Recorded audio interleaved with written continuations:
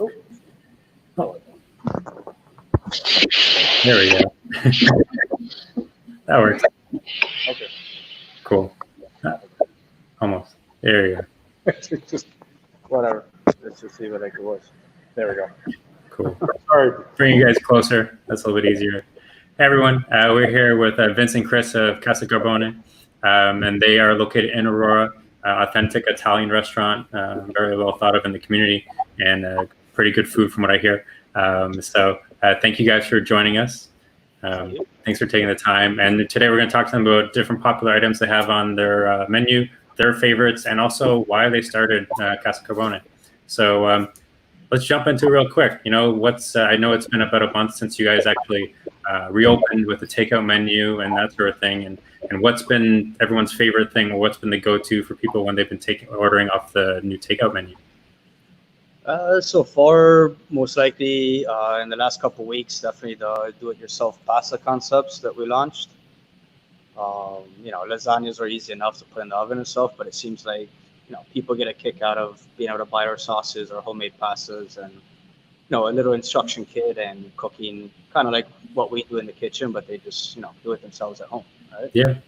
Have people been asking questions like how-to questions at all, or?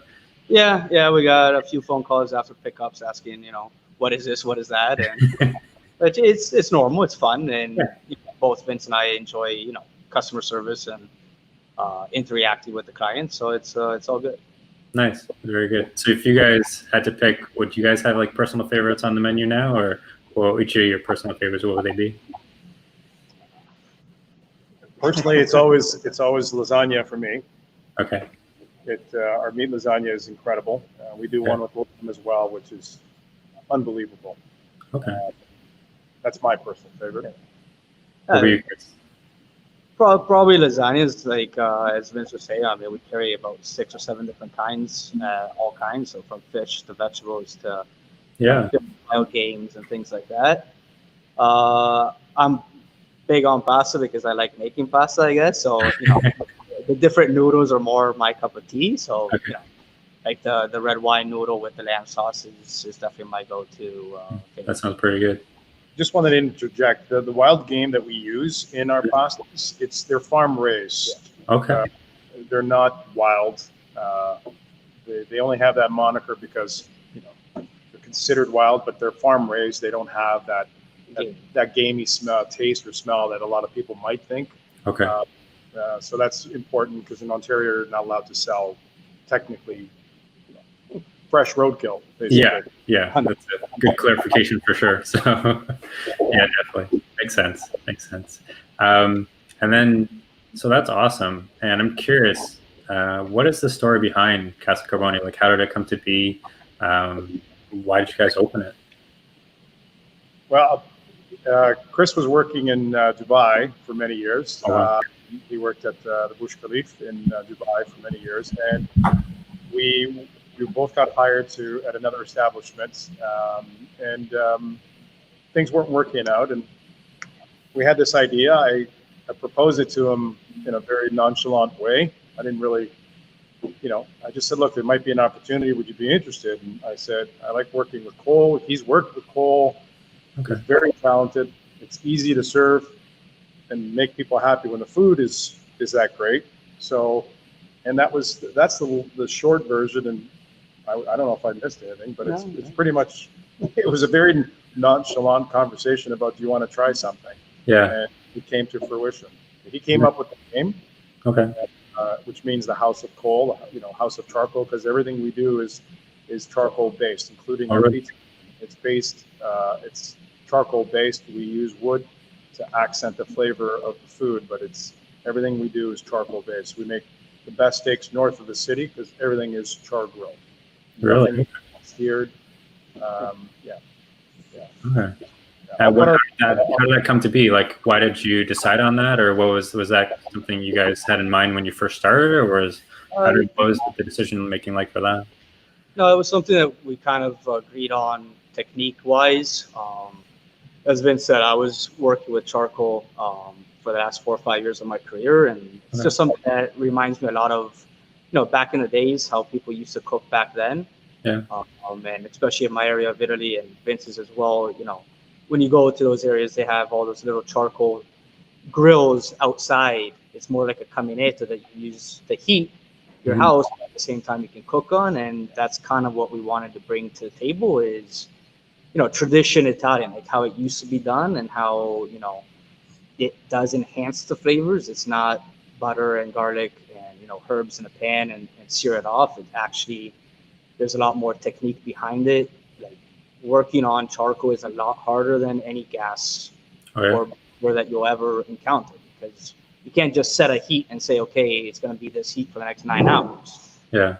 If your grill dies, if your pizza oven dies, it takes an hour to turn back on. And that's things that can't happen, obviously, on a busy night. Right? So it's more challenging, and so from a chef aspect, being more challenging, it's more rewarding at the end of the night. Yeah. That's what we look for, is reward, right? So. Yeah. How long have you guys been open now for? Like total, like years? We're going into still is the 3rd season. Okay, nice. Okay, cool. And why did you? I'm curious. Why did you pick Aurora for your location? Again, it was a nonchalant conversation. There was this plaza where we're at was built, and I live in the area. Chris just lives in Bradford, not too far, and somebody said, "Would you be interested in doing something here?" And been in Aurora myself for 12 years now, 13, and I thought it was high time that we join the local fray and introduce, join the other restaurants that are in town. But we want to introduce authentic Italian. Nothing wrong with the North American Italian that's served, but what we serve is what we serve back home. And I lived for 10 years. He's born and raised there. Oh, wow. Okay. So what we serve is, I would, venture to say, as close to back home as you're going to get. We don't cook with cream. We don't deep fry. Cream sauces don't exist back home. He's heard me say it 1,000 times to the customers. We just don't cook with cream. And the charcoal grilling that Chris does is as close to back home as you're going to get. Okay. And then I'm curious now, as far as like pasta, you guys make your own pasta then, I guess. And does that process more like very traditional and authentic? What's that process like then? Well, we start obviously from all scrap ingredients. So, I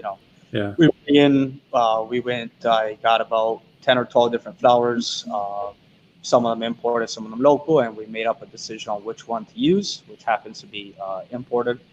We start from eggs, flour, and the whole 9 yards, right? So in the case of red wine, we infuse them. We have squid inks. Sometimes we do spinach. Sometimes we do saffron. So, we have one gluten-free, a vegan option always available. And really, okay. It's interesting because, again, when you make it from scratch, not only you're dealing with the heat, the humidity, and everything in the dough, but you're able to produce something that used to be nothing into something magical on a plate, in our opinion. And there are as much as we want to be like Italy, in this case we really are, is that there's no restaurant in Italy that buys pasta. I worked most of my career there, and that's where I studied. And we always had somebody making our own pasta in our own kitchen. Now, labor intensive, yes, extremely labor intensive. So sometimes I understand people buying pasta made because it is very, very labor intensive. It's something that you need to make your mind up. And in our case, I'll come in the morning, I'll do it myself, and the doughs and stuff, and the sous chef will come in with me, and we'll work the extra hours to get it done. But it's a decision that we made, and again, pasta is my biggest passion. And it's worth it, because when you eat the homemade pasta, we don't add preservatives. So when you eat our pasta, or any restaurant that makes their own, you'll notice a considerable difference. You're not bloated. You'll feel light. And again, pasta back home is a small serving. It's considered a starter. It's not considered a meal. So we don't serve 300 grams of pasta per person. It's a normal 150 to 180 grams. Not like our grandmothers used to feed us a half box per kid. It's not the way to eat. So, and we wanted everybody to try different aspects of the menu as well. That's part of the process. That makes sense. That sounds pretty awesome. I get the sense from the feedback and everything that the community response has been pretty strong for you guys during this time, and then even when you're open fully. How has the community response been when you open and so far for the past few years? It's been great. I mean, I get a good perspective because I'm in the front of the house. I take care of the room, and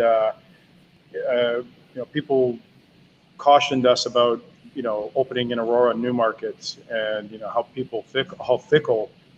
But it's been the best group of clients that I've ever had the pleasure of working. I used to work downtown. I've worked in Europe. People are very accepting of our menu. They don't try to change it. They appreciate the hard work. They appreciate the different layers that go into each dish, and they're able to distinguish the different layers and the different tastes because we put so much. Well, he puts that much passion into it. I just serve it. I'll bring you good wine, but it's been an amazing climb. It's been a struggle sometimes, but it's worth it, and people are great. And as longer we've been here, we seem to be getting folks from outside of the region, outside of Newmarket and Aurora, coming to our restaurant. Yeah, that's awesome to hear. Considering the work you guys put into the food, and it's great to hear that there's awesome community reaction and the response, and and it's making it seem definitely worth it, which is great too. It makes you want to keep on going through with it too. And it seems like it's just been, even now, it's still remarkable from what I've seen in the social posts and that sort of thing. And your weekly sort of thank you videos have been like really good, and that's really awesome. So if people want to follow you on social, what's the best way for them to do that if they haven't discovered you already? The best way on social, we haven't updated our website, and we won't, because it just seems to be we get a bigger response from the website, from the social. So it's both Facebook and Instagram is 416 Casa Carbone. And every week Chris updates the menu, so you'll be able to see. You can send us messages on that as well. We take orders off of that. A lot of folks that text us and email us on the Instagram and Facebook their orders for the week. So feel free, give us a call. If we don't answer, just leave a message. Cool. And, we'll get back to you. That's awesome. And I'm going to put the handles for Facebook and Instagram in the description, and the phone number as well, because it sounds like those are the best ways to get a hold of you. And then if people want to check back for every weekly menu, it's on those social channels as well. So that's the best way to find out what's going on for that week and that sort of thing, which is awesome. So, and then as far as that covered, how can people order from you? And you guys are doing takeout strictly, is that correct? Yeah. For now. Yeah. We don't have drivers. No worries. I just want to make sure people understand, if they're ordering, this is how it works and that sort of thing. So that's the main thing. So they can come in and tap. It's Yeah. Okay. Yeah. Cool. That's easy then. That's very easy.